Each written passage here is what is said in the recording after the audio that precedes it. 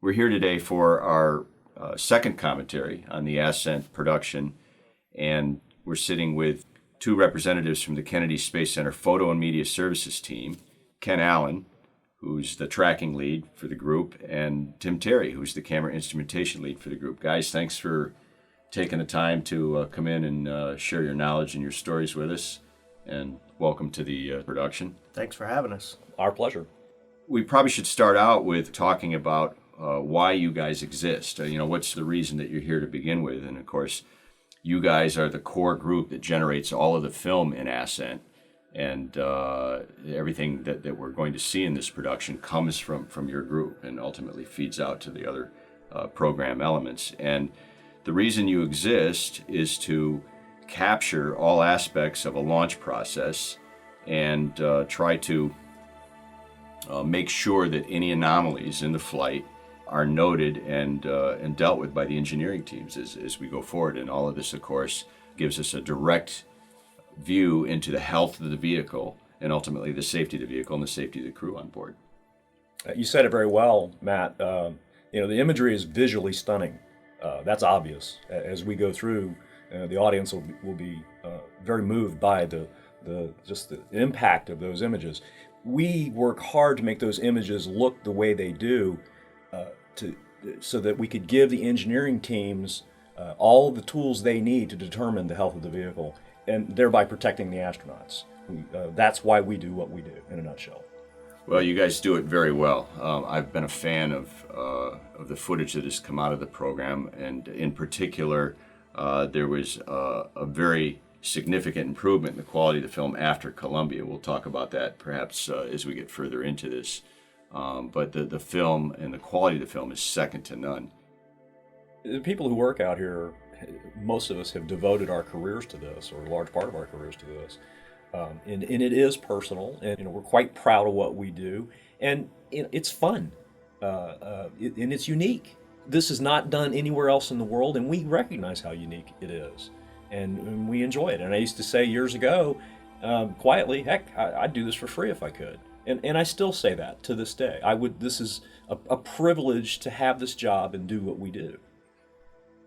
It all starts out, of course, with the space shuttle main engines firing. The sparkers turn on.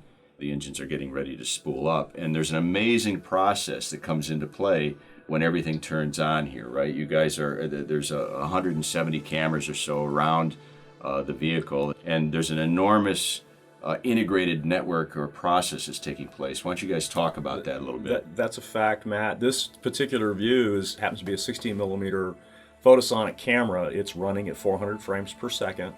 It's got a 200-foot film load, which gives it an approximate runtime of about 22 seconds. There's a lot going on in the imagery that you're seeing, but in the photo world, there's a lot going on the launch pad right now. We have 22 MLP cameras, mobile launcher platform cameras, in and around looking at various elements of the vehicle and the structure. We have 9 cameras on the fixed service structure doing much the same thing, and then we have a number of other cameras around the perimeter doing the same thing. It's all built in concentric rings. So this is controlled primarily by a system called Photo Optical Control System that sequences all of these camera starts, primarily the ones inside the fence, inside the perimeter fence around the pad. And then we have multiple tracking sites that you'll see imagery of later, as far as, Kenny, 75 miles away, imaging different elements as well. Ken, right about here, you're out in the field a couple of miles away sitting on a turret somewhere, but your heart's starting to beat a little bit now because you see the steam coming up over the horizon, and you're waiting to look for a vehicle that's coming off the pad, right? This is where it gets exciting right here. At this point, when you're sitting on a tracker miles away, this takes forever. It's almost like you're watching this film in your head because you're ready to go. You want this thing to fly. You're holding the joystick. You're wanting to lift off the ground, and it's not moving. It's lit. Yeah. There is steam. There's smoke. Yeah, there's an enormous cloud of steam coming up, right? And it's not moving yet. It's still sitting there. It's an amazing few seconds of time when you're sitting there. And if you watch some of the tracks, you'll see the operators actually go up and come back down and wait, because you really get the sense that it's lit, it's going somewhere. But shuttle's one of the few things that lights and sits there for a few seconds before the solids ignite and it actually starts moving. The anticipation of what's about to happen, what you're about to hear, the sound waves hitting your chest, everything is just, it's awesome right here. This is all brought on by weeks and weeks and weeks of setup and planning, that what you see is just the final product. You really can't understand or fathom what goes into getting this what we do. We go through a lot of preparation to get to launch day. It takes about, from start to launch day, is about a 6-week process of servicing equipment and doing our procedure checks and deploying all the assets. Launch day is actually, it has kind of a party atmosphere. You kind of breathe a sigh of relief that, okay, we're here. It's very hard to imagine the extensive network of cameras that you guys have. There's all of this complexity, and the more complex a system gets, the more prone it is to having failures or breakdowns. You guys have had an absolutely stunning success rate during your history, and it's a testimony to the quality of the team and the individuals that work for it. That's a good point, and I have to tell you, one of the things that attracted me to this job 20 years ago was the quality that has always been here in what we do, and it's only gotten better over time. Keep in mind that a film camera is an electromechanical moving device, and these particular cameras that we use, the photosonic models, are Cadillacs in that industry, but they are still electromechanical moving devices that are prone to failure. Our success rate has always been in the upper 90th percentile, but since return to flight, we have been in the 98, 99, and in some launches 100% successful. And that's no accident. Even though the equipment I would consider to be Cadillac in the industry, it's due to the dedication and the work ethic of the people here in this small organization that has given NASA all of this great imagery for a very long time, very consistently. 26 people work directly together in the photo, but obviously we have support. The timing that you see is a separate group. They're just responsible for timing. They make sure that all of our signals to us are good, the right levels. We have generator people that on our outlying sites where we have trackers, they provide a generator. Timing, there's no cables. We have GPS antennas, but those systems have to be tested that they're right on time with all the rest of the cameras, because it's real critical that each item has the same timing on it. So if they're looking for a specific event, every single film item is on the same time. So we have a lot of people that support us, but our direct group right here is 26 people. One of the things I want to point out real quick is in this view that we're looking at right here, you can see on the right-hand side one of our camera enclosures. That is a half-inch steel box surrounding another half-inch thick aluminum box. The pressures impacted on that location, and here you see it on the left side, are phenomenal. There's 2 levels of nitrogen purge going into the internal enclosure. One's at about 7 psi to create an ambient atmosphere, a non-explosive atmosphere, and another one's at 750 psi that will be directed across the face of the port to blow away any debris. But because we put dry nitrogen purge inside that box, that film that we load in that camera can only stay in that environment for so long. It will actually dry out and crack. We put sponges in the enclosure to add a little moisture back, but we only have about a 3 or 4 day window before we know from history that dry nitrogen will impact that film. So if they scrub launch for whatever reason, we have to find a window where we can get back out, open up those boxes, and replenish the water in those sponges. Otherwise, we know that film's going to break on start. This is one of the on-pad camera enclosures showing this Right. view, but you guys also install cameras, and you have to climb up that ladder. Is Right, that correct? That's exactly right. That ladder that you see there in that structure, at the top of that ladder is a door, and inside that door is this camera. We're looking to make sure everything disconnected like it was supposed to. We're making sure the door closes. We're looking at, not me, the engineers, flame blow by. They're looking at all that. There's a lot going on here that's of interest to the Yeah, engineers. and look at that door rattle around. Oh, I mean, yeah. it's there's a whole lot of shaking going on outside as that vehicle clears the pad. The height of those tail service masts, which holds these umbilicals, is probably what? 35 feet maybe. Yeah, it's from up base there. to top. It's up there. Yeah. It's very big when you stand It's a next to it. huge structure. They have these this camera and this lighting system inside. They want to make sure they know what's going on with the umbilical disconnect. And so you guys are responsible for both the lighting and the cameras inside. We are, and a matter of fact, I'm glad you brought up the lights. The lights that you see there illuminating the scene have been transitioned to LEDs. I'm not sure if they were LEDs in that former view, but prior to that transition, they were incandescent bulbs, and the G-loading from launch almost 100% of the time blew those lamps before we ended our film run. And it became quite an issue around return to flight, and we did a lot of work. Engineering came in and helped us, and we solved the problem, and we've got a system that now is real reliable. Do you guys have a sense for how many feet of film we go through on any given launch on a rough basis? I couldn't give you a final number. I'd be guessing, but it's probably in the order of, because they use 1,000-foot loads on the 35 tracking items. Right, and there's 15 trackers, so that right there is 15,000 feet of 35 millimeter. Yeah. I want to say it's somewhere in the order of 20,000 feet. Wow. And I'm off a little bit there, but it's in that neighborhood. Yeah, so that's an enormous amount of film. Right after the launch and everybody shuts their cameras down, what occurs with the team as a whole? What do they do? Well, I can start first because on the tracking items, when you're sitting on the tracker, the camera is within 2 feet of your head. Yeah. So immediately after launch, you download your film out of the camera, whether it be a 70 millimeter or a 35, where you just take the magazine, and you start your trek back to a rendezvous point where we have a film downloader that will ready it for shipment.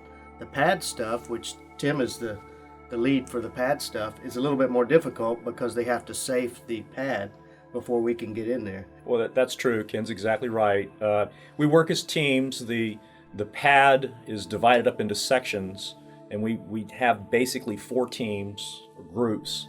And my job is to work with the safety office and the NASA test director at the assembly point to send those crews out as the areas are safed by the safing team as quickly as possible, but as safely as possible as well. We generally get the perimeter items first. We work from outside in, and then we will work up the FSS, the fixed service structure, and then the MLP, mobile launcher platform. And the last items we get are camera sites 1 and 6 that are near the LO2 and the LH2 fuel farms. It takes about, I would say, an average shuttle, it takes about 5 hours to pull every film item down. To take you back a few years, we used to process all of our own film right here in the building we're sitting in. Right. So the turnaround time was very minimal. It didn't take long. We could process it, print it, and get it right over to image analysis so the engineers could start their analysis of the flight. So now we have to fly our film to Atlanta to a processing company up there, which takes a little bit of time. That's where the HD video came in.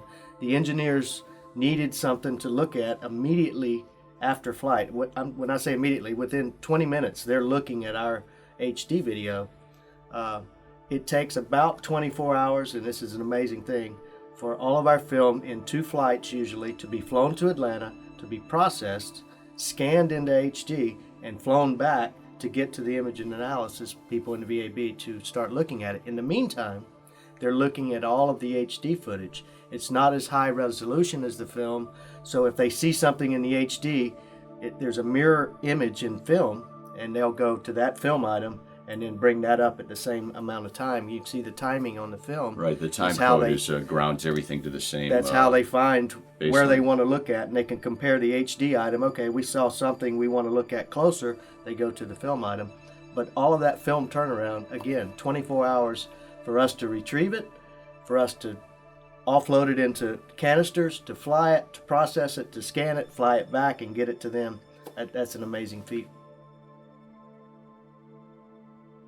There's actually 2 film review processes that take place after the launch and after the films start to come back, and one of them occurs with your group where you guys are reviewing it from a quality assurance standpoint, And then the other group, which is reviewing the film, is reviewing it from an engineering standpoint to look at the vehicle and the health of the vehicle and what has occurred during ascent. So your group sits down and looks at it and critiques it from a quality assurance standpoint, correct? That's a fact, and in as much as we are proud of our success rate, we are constantly looking at the potential for issues. I as instrumentation lead, I'm the first line of defense with a camera issue. So I may be looking at things when I do film review. That timing display on the right, are all the digits accurate? Have they dropped any segments? Is the frame line clean? Do I have any technical issues with the film? Is exposure right? Do I have a mechanical tick mark that's a tear in the film anywhere? This is a lot of film moving through large mechanical devices when we're imaging, but also when we process. And there can be technical issues there. There can be film processing issues, color timing, as Ken pointed out before. The accuracy of that color, is it real? We're not Hollywood. We don't care if it's visually stunning for visually stunning's sake. We want accurate representation of what's going on here, and we want to see as much detail as possible in that imagery. So, and just to give the listeners sort of a sense of the room that you're in, it's kind of a little miniature movie theater, very small, very cozy. Has 25, 30 seats in it, something like that, and slanted up just like in a movie theater, so nobody's head is in the way of the guy behind them. It is a projection room where before we had HD scans, we actually ran projectors, which we didn't get to see a lot of our film because of how difficult it was to show it. And also, when you run film through projectors, you could damage it. You could burn it if you stop at the still frame. You could burn up frames, and so we didn't get to see a lot of our film back in the early days. Now that everything's scanned to HD, we get an immediate copy of all of it, which is great because we get to see things that we haven't seen. Even though we've been shooting this for years, a lot of this stuff we've never seen before. And with the advent of HD scanners and all, it's a lot better for us. Ken makes a good point. That ability to look at it as quickly as possible has dramatically increased our quality because if you can't see it and you don't know it's a problem, you can't fix it. And it's given us that tool to increase our quality and to fix problems before they become a bigger problem. Right. And the engineering community, when they're looking at this, they're not looking for camera problems. They're looking for orbiter issues. Right. So a lot of times we never heard that there was a hair in the frame or that the timing, one of the segments were out or stuff like that. So we didn't know. That camera may be lubed and cleaned and put right back into service, not knowing that there was an issue. Now that we see those things, we take out the little tiny problems that are not major problems, but they bug us. We see it, it's like, wow, that shouldn't be there. Obviously, during the film review process, some of the things that go wrong are mechanical or setup problems that can happen. But oftentimes, with the manual tracking, of course, you have the human sort of component to it all. You guys effectively are operating a joystick, and in some matter of speaking, you're playing a real-time video game. You're tracking this vehicle with a joystick through a scope.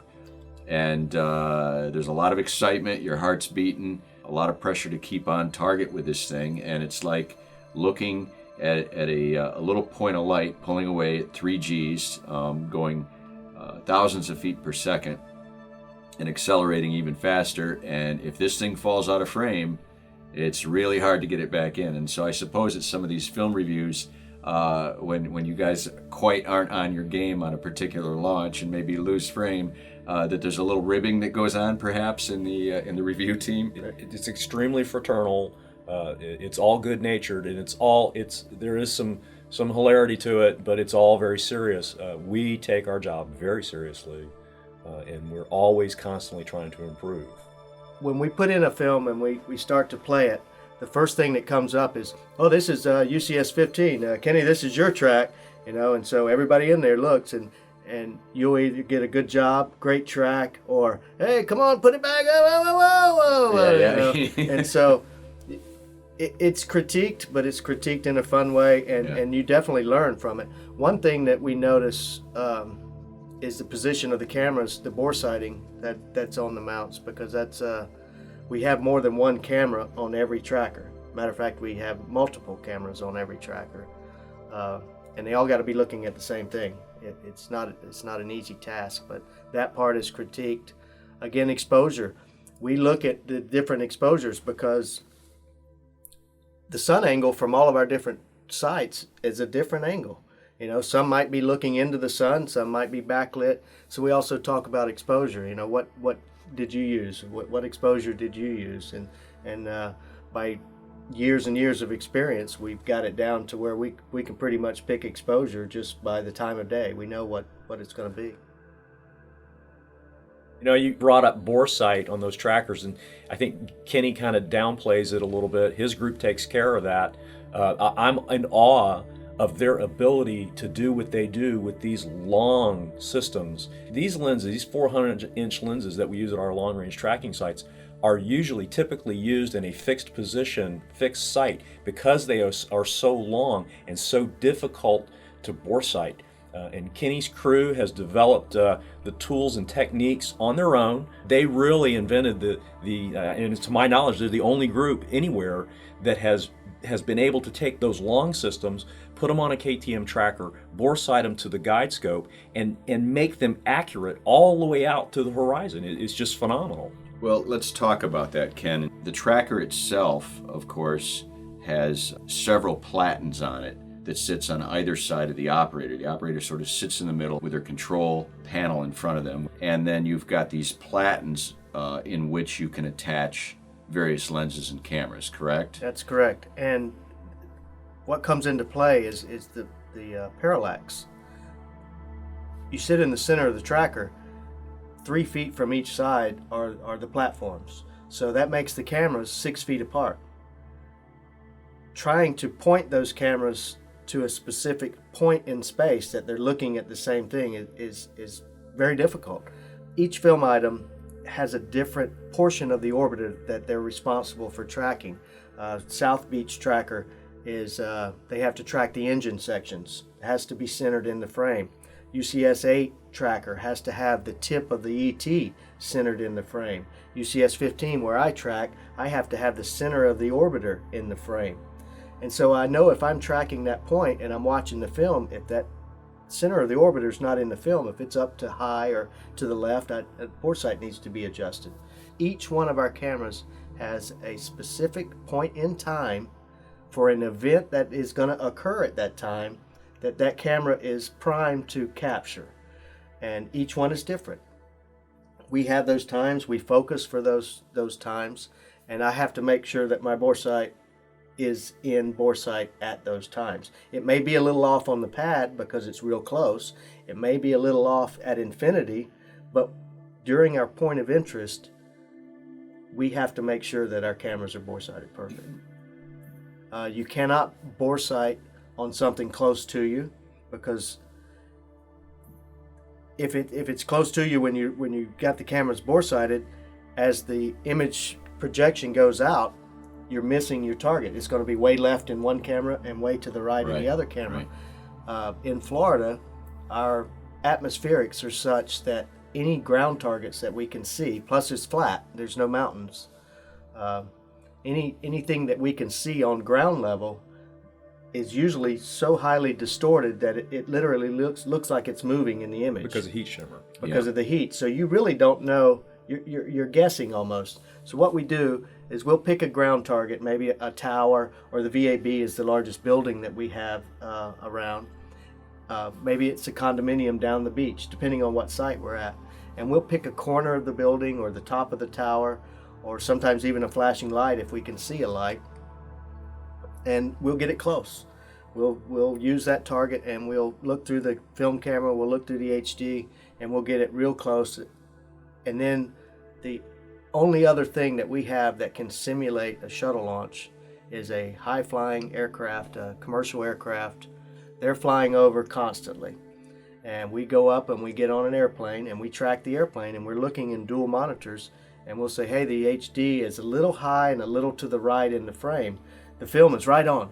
So we'll come back down to the ground target, we'll go to that, and we'll move the HD camera a little low and a little to the right, whatever we may need. Then we'll go back up to the airplane and we'll track the airplane. And we'll do this 15 times until we're tracking an airplane and the nose is exactly the same in each frame. The tracking operator is tracking the nose, and it's like, all right, we got it.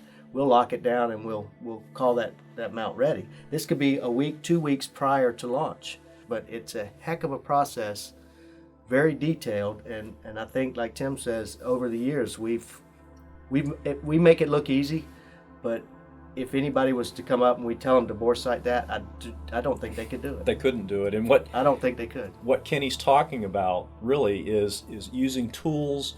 There's no video pickup on a film camera that you can just plug a BNC cable to and get that imagery. We developed here amongst ourselves. We sat around and we talked about how we were going to do this, and we took a bore sight tool that goes up on the film camera in place of the magazine, and we've put specialized cameras inside those tools so that it could see the film plane. Oh, so it feeds a video signal back? Absolutely. Yeah. I mean, we did that here. Nobody taught us how to do that. We did it on our own, and there's no other way to do it. Our little tools that we've developed make it a lot easier for us to do what we do, and again, it's one of the most difficult jobs. How do you get someone proficient and into the flow of actually doing tracking? Absolutely. How do you train to be a tracker? They don't have tracking school. I mean, you guys are the tracking school. So how do you bring somebody in and do that? We've set up several times when we've had an influx of people. We set up a tracker here in the facility at the hangar. We go through the tracker controls, how to power it up, how to turn on each axis, azimuth, elevation axis, stow pin removal, stow pin storage, brakes. Each one of these different functions can shut the mount off. If you have a brake on, you can't turn it on. If you have the stow pin out and it's not in the holder, you can't turn the mount on. So it's real confusing when someone new gets up in the seat and they can't get anything to work. But there's all these steps that they have to do prior to make sure it's safe to turn it on. Once we go through, how do you turn it on? How do you get it to move? What do you look for in balance and stuff like that? We'll go outside. We put the tracker either out on a tracking site, or we've done it here just out in the parking lot. And I mentioned earlier that part of our test setup, launch setup, is to track high-flying airplanes. That is the closest thing we can get to an actual launch. So we'll take the people out on site and we'll get them accustomed to tracking airplanes. One thing that does is it gives them the opportunity to acquire something on the fly, which we alluded that's one of the hardest things you can do, is see it in the air and then get it in your scope to track. And once it's in your scope, obviously it's in your cameras. We talked about critiquing film review. When we take new people out to track, we always put a video camera on board and we always record their track. And that's not to go back and laugh at them, it's to go back and so they can see progress. At first it's going to go zip, zip, in and out and on either side, up and down, and sometimes they don't even get on it at all. But then towards, when they get more proficient, obviously the airplane, hey, track the nose, and they go right up to the nose. Okay, track the tail. And our telescopes are such that when a high-flying aircraft goes over at 35,000 feet, we can look at different parts of the aircraft. I mean, it's not like it's a little speck in our view like you see from your eyes, but so you can actually read the tail numbers. Yep. Oh yeah, absolutely. That's really impressive at 30,000 feet. Yeah. That's the easy part.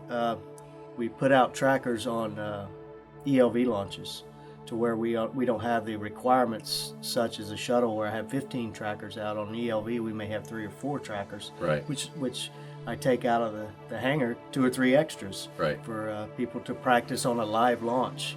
Something is a live launch is obviously different than an aircraft because aircraft is moving at a constant speed.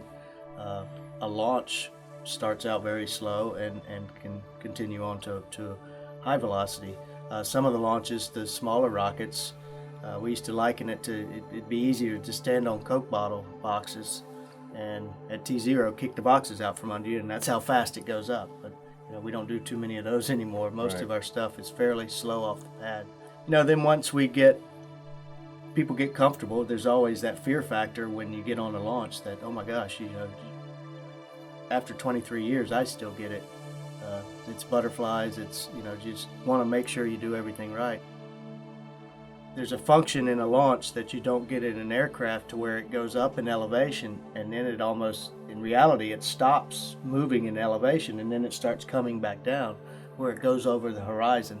So you have to transition in your tracking that you're going up for a while and then you have to slow down, and actually stop in one axis and then start going back the other way. And it's just a skill that you have to practice. And I've never seen anybody get in the seat the first time, second. There's quite a learning process. But once you get it, you got it. Some get it better than others. Well, and the further away you get from the pad, at some point it just disappears and you can't see the pad any longer. That's a fact. And so you have, as a tracker, you're guessing where this thing is. Now, of course, you're guessing based on years of experience. Right. We call what you're describing catching it on the fly, which is one of the more challenging jobs we do. I have done it from a couple of different sites, and I have to tell you, it is very unnerving to listen to the launch count, go to T0, and then you kind of hold your breath because you know it's coming. And in some locations, it's about 40 seconds from T0 to acquisition, and that is the most nerve-wracking 40 seconds of your life. Because you know it's flying, but you don't know if you actually missed it or not, or Right. if you're looking in the right direction. Now, is this because it's over the horizon? It's because it's over the horizon And- behind some condos. and- Oh, okay. So we've got condominiums somewhere along the line. We have two tracking sites that are really, really obstructed by condominiums. Like I said, you pick a spot, you know where the angle is to the pad, and if you sit there long enough, you're going to see it come over that spot. And then the next part is trimming your tracking mount to the same trajectory, the same speed as the shuttle, and then slowing your track down to track it. This is the first of our tracking shots. Now, is this remote? Is this a remote tracking shot? This is, and the reason that you only see half of the orbiter is because on this same tracker we have another film camera that is bore-sighted just below this to see the bottom of the orbiter. The operator is tracking the very center, and one camera's bore-sighting up top and one's bore-sighted down low. That way we get a tighter view, but we get the overall if you look at both film items. I want to point out, again, Ken's group is very modest. This is one of the toughest tracking jobs there is. It's short, doesn't last very long, but you're sitting on a console, looking at a monitor, and you're remotely controlling this thing, and it is tough to do. Well, Yeah, because it's a completely different tactile experience looking at a monitor and actually being out in the field looking through a scope. absolutely. It's much less intuitive, I would guess. It is. So, It is. And you guys have shared the experiences of working inside as well, right? Have you guys worked the remote? Absolutely. So, and I'm guessing you would prefer to be on a turret. One thing with this, I would definitely prefer to be on the mount. I know it doesn't mean anything because he's 3 miles plus away inside a building, but he's actually facing away from the rocket. Really? That's true. Yeah. That is true. I didn't think of that. He's You're right. sitting at a console, but his back is to the launch pad, Right. but he can't see it anyway, except for his monitors. One thing about this, we've already met our requirement. So this is now all icing Right. on the cake. Right. The pad perimeter tracker's requirement is to 1,200 feet. Once we reach that point, this is all gravy for the engineering community. And the reason that our requirement is met is because now, once it clears the structure, our mid-range have picked it up, which a lot of those get it off the pad anyway. But their requirement is a little bit higher up. Right. And then their requirement goes on up, and then the long range pick it up. Now, Ken, where's this shot from? This is CS2. Oh, okay. So this is inside the perimeter. We have 3 trackers inside the fence.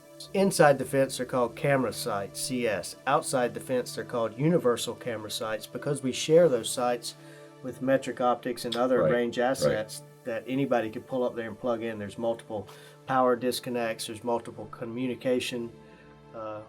It's actually really important to realize that you guys support all the unmanned missions as well. Correct.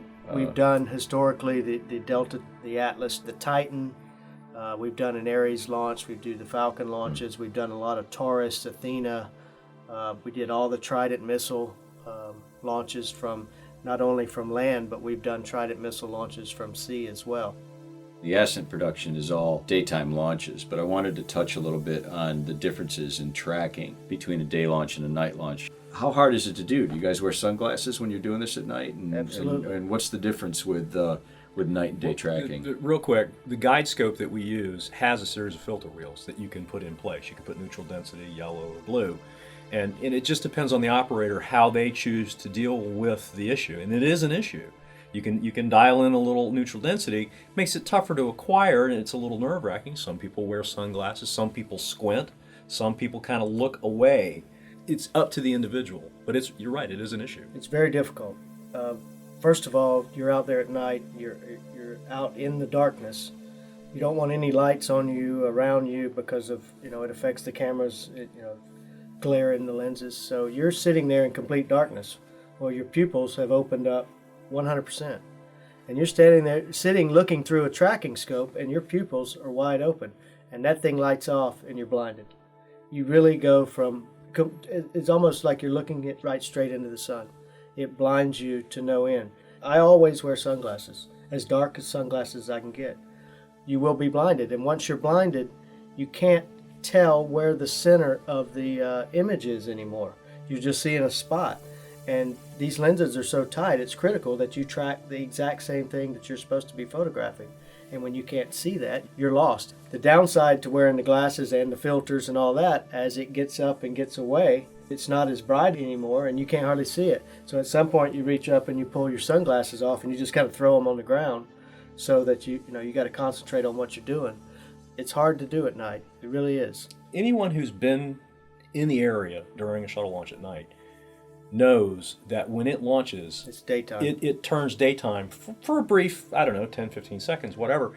One of the first return to flight launches that I worked at night was at Ponce Inlet, which is roughly 35 miles north, something like that. At least. Okay. So I can recall, and I'm actually trying to catch the vehicle on the fly about 45 seconds after T0 is when I first see the vehicle.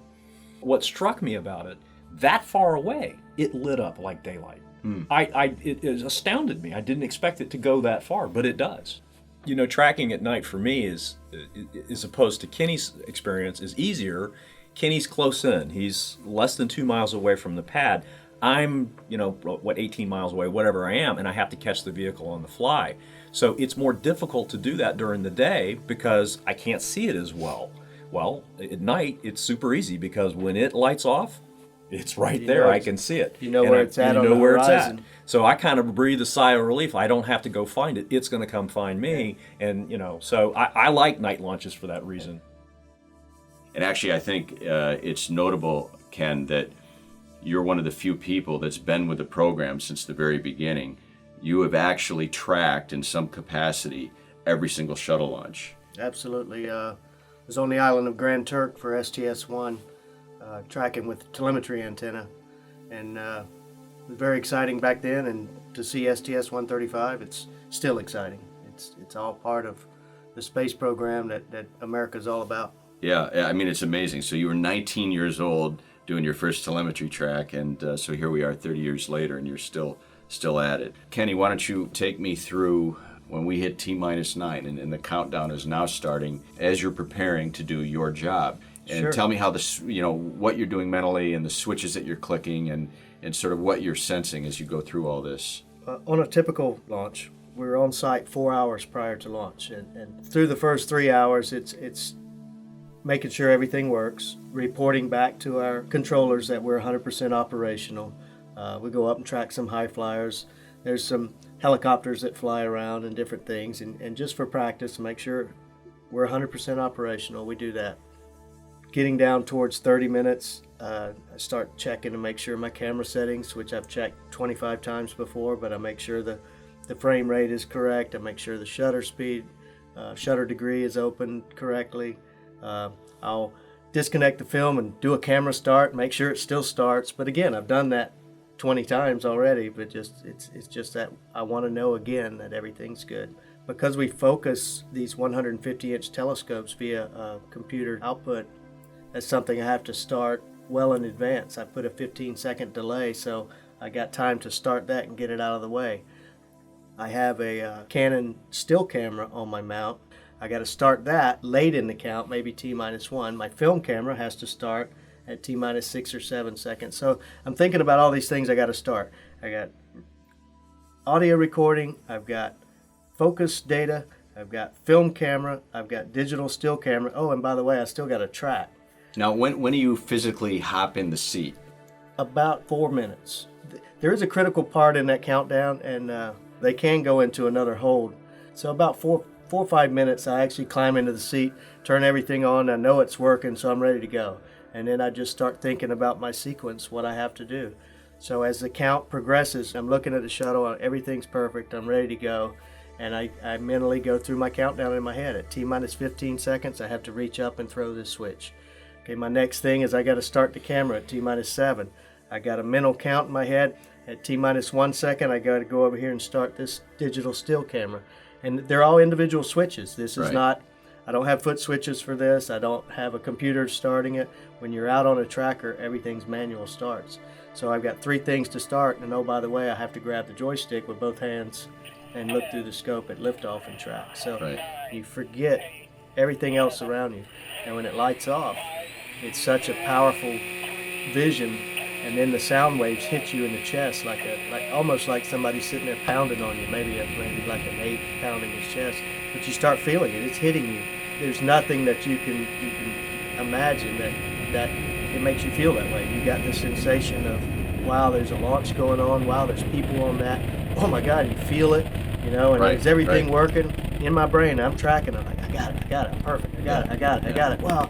And then when you get done, 5 minutes later, 6 minutes later after a track, you go in there and the first thing you do is rewind that. I want to see it. How did it do? What did, you know? Yeah. And so you get that self-gratification. It's like, yes. You walk away with this feeling like, yeah, I did it. I'm really, really happy. You kind of look over at the pad. The pad's on fire. The water's always spraying on the tower, which kind of looks smoky, and you can see, sometimes you can see flames, but typically just smoke. But the feeling is like no other. It really is. I'd say the biggest sense of pride after the launch, when you know that you did good. You know, obviously if you made a mistake, you're not real happy with yourself, but we try not to do that. But there's a big sense of pride that, you know, I did my job, I did what I was asked to do, and I did it good. And so each of you as trackers have contingency plans for what you're supposed to do in the event of a malfunction. the first thing we're tasked to do is see if we're safe. If the rocket blows up and we see a big orange cloud or pieces are coming towards you, you don't do anything else. You vacate the area, you don your PPE, you go to your safety area, or you just get in your vehicle and go as far away as you can. In the case of an anomaly, we have specific orders of what we're supposed to track. Most unmanned rockets, it's grab the biggest piece, grab a piece, lock onto it. For the space shuttle, it's a little bit different because of all the different components. Some track the northern SRB, so some are the southern SRB. Most, I think, are the crew compartment. If you can make out what would be the crew compartment, they want you to track that. My particular site, I'm tasked to track, in case of an anomaly, the return to launch site, where the shuttle would abort the launch and turn around and come back. So I have to be prepared, which I take my launch film off, 1,000-foot film, and I reload another 1,000 foot of film in case of an emergency. And then again, they have a once around abort, which is they'll go around the Earth for 90 minutes, which it takes to do one orbit, and they could come home again. Guys, it's been a great pleasure today having you take your time to share some of the stories and educate us a bit about the process that goes on with this business that you're in. But when I produced this film, I dedicated it to your team, and actually all the people that, some of them not here anymore, that have spent their lives documenting launch vehicles for the benefit of the program and the safety of the crew and the vehicles. That kind of leads in really well to what I wanted to mention to wrap this up. The legacy. What we do and how we do it, we didn't invent. Kenny and I inherited what we do from somebody who came before us, and these are bright fellas. When they established the space program in the late 50s and early 60s, these guys got together and they looked at the job and they built it. They invented our documentation, our PADD, our photographic acquisition document. They invented that process. They created the concentric rings that we put our cameras in, and we just picked up with that when we came on board, and we followed along and we expanded on it. What we do and how we do it was created literally 50 years ago, and my hat's off to them, because it has served us extremely well. and it's served this country extremely well. No, it's fantastic that all of the lessons learned have been carried forth and not lost with this group since its very inception. Have you got anything else you want to add? I just want to give kudos. I got a group of guys that work in the tracking department, and without them, none of this would be possible. They're super people. I would echo those comments with my own department as well. Well, thanks you guys, because without you and your team, Ascent wouldn't exist. So go forth and do good things, guys. Thank you, sir.